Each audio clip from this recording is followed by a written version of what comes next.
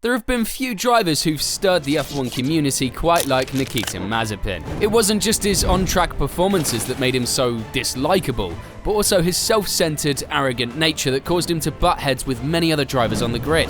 Mazepin will never change. Fucking Mazepin has no fucking idea what he's doing. Especially with his teammate Mick Schumacher. What the fuck was that, honestly? Even his own team principal Günther Steiner clashed with the driver on several occasions.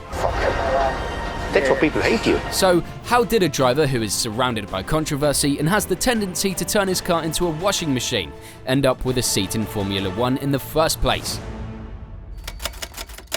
As with most other drivers on the grid, Mazepin started off his career in various karting series. He enjoyed moderate success, even placing second behind Lando Norris in the 2014 Karting World Championship. From here, he progressed into single-seater racing and managed to bag a podium finish in his second race of the MFR Challenge Formula 2000 series. His subsequent success in the Toyota Racing Series and Formula Renault was limited, with him placing 18th and 12th in the championship respectively. It wasn't until 2016 in the Formula 3 European Championship when the controversies began. At the Hungaroring, Mazepin alleged that fellow driver Callum Ilott blocked him during a qualifying session. So being a reasonable guy, Mazepin did the sensible thing and assaulted Ilott, punching him twice in the face, which left him with a black eye and bruised jaw.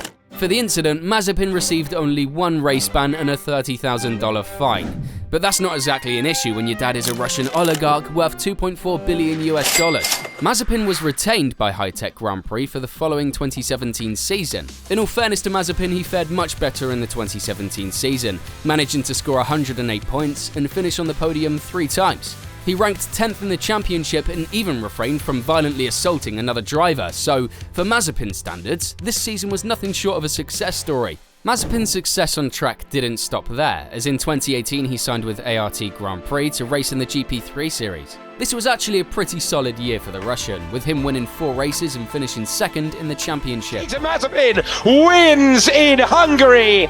A dominant performance from the Russian driver, and he's won the race in some style.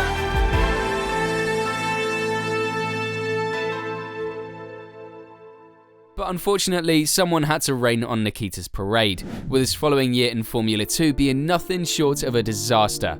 In the penultimate race of the season, he lost control of his car and ended up causing a pretty severe crash with Nobuharu Matsushita, which saw both drivers being hospitalized. It's not like he ranked well either, with him placing 18th in the championship, while his teammate Nick de Vries won. So surely before Mazepin signing to Haas, his final year of F2 would be nothing short of a world-class performance, right? Well, not exactly. While it was certainly a dramatic improvement on his previous year, with the Russian even claiming victory and securing 5th in the championship, it wasn't exactly a performance that screamed he was worthy of a seat in F1. But let's not forget about good old Daddy Mazepin and his infinite checkbook, which saw his company Uralkali become the title sponsor for Haas F1, alongside the signing of his son Nikita Mazepin to the team for the 2021 season. Mazepin previously had a taste of Formula 1 while working as a development driver for Sahara Force India, and even drove a practice session for Mercedes in 2019. Unfortunately for Haas, Mazepin's controversies in F1 began before he even stepped on track. Just after being confirmed for the Haas seat, the Russian driver posted a video on Instagram where he appeared to grope a woman whilst driving a car. The allegations swiftly turned the F1 community against him, and rightly so. Mazepin claimed this was a huge mistake, and Haas condemned the action as abhorrent. But this disgusting scandal cast a shadow over the F1 driver's career before it even began. Despite the scandal, Mazepin was still set to begin the 2021 season, so this is what it all came down to. This was Mazepin's chance to show everyone he was more than just a paid driver. So what did Mazepin do in his first race? He crashed after just 2 corners. I mean, the expectations were low, Nicky, but come on. Günther Steiner wasn't exactly impressed. This is madness. And this can't have been the start to his F1 career that Mazepin had dreamed of. In Imola, Mazepin spun his Haas multiple times during practice and almost caused a collision with Antonio Giovinazzi in Q1, understandably angering the Italian driver. What Mazepin is doing, honestly? The trend continued in Portugal, with the Russian spinning in practice again. As if it isn't bad enough, he also decided it would be a good idea to block the race leader Sergio Perez, despite being given multiple blue flags. These idiots. so it's fair to say that by this point he wasn't exactly buddies with many of the drivers on the grid. In Azerbaijan, Mazepin decided it would be fun to terrorise his teammate Mick Schumacher, which resulted in a near miss between the two Haas drivers. What the fuck was that, honestly? Seriously? Unsurprisingly, there was a lot of tension within the Haas paddock, and Nikita's demeaning comments and less than insightful feedback didn't exactly inspire confidence within the team. It didn't help that Mazepin would blame his lack of success on his car having a slightly heavier chassis compared to his teammates, prompting his father to pay for the construction of a new chassis for the second half of the season. But did this new chassis turn Mazepin into a speed demon? In an earth-shattering turn of events, Mazepin clocked the fastest lap during the subsequent Belgian Grand Prix. Was this it?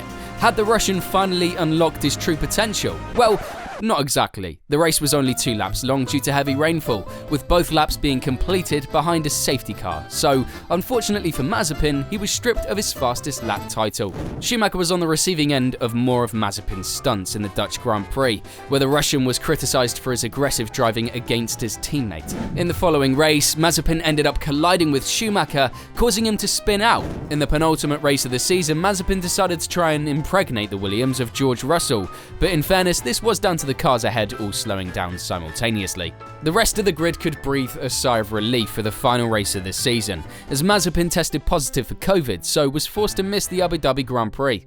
In short, Mazepin's season can be described as nothing other than tragic, with 22 spins in 21 races, which earned him the name Mazispin, and a best finishing position of 14th, which was mainly due to 4 other drivers retiring during the race. It wouldn't be fair to blame all of this on Mazepin though, as the 2021 Haas car was in a sorry state across the season and was certainly unfit to be competing for points. It's also important to point out that his teammate Mick Schumacher had similar struggles across the year, and although Mick regularly outclassed Mazepin, he too had his fair share of crashes, some of which were significantly more costly than Mazispin's.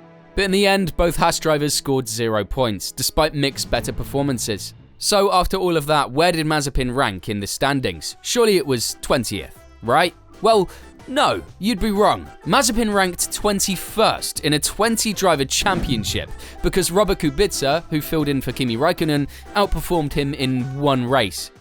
Mazepin can't have been pleased with his performance this year, but maybe he just needed another year with a better car to unlock his true potential. And this was lined up, with the Russian set to drive for Haas again in 2022. However, unfortunately for Mazepin, Russia's invasion of Ukraine led to Haas dropping Uralkali as a title sponsor, and with it, Mazepin's seat was terminated.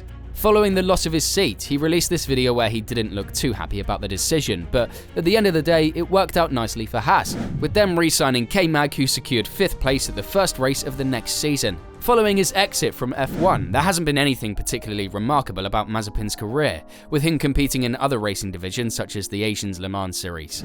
Thanks for making it to the end of the video. If you enjoyed, remember to like and subscribe for more F1 content.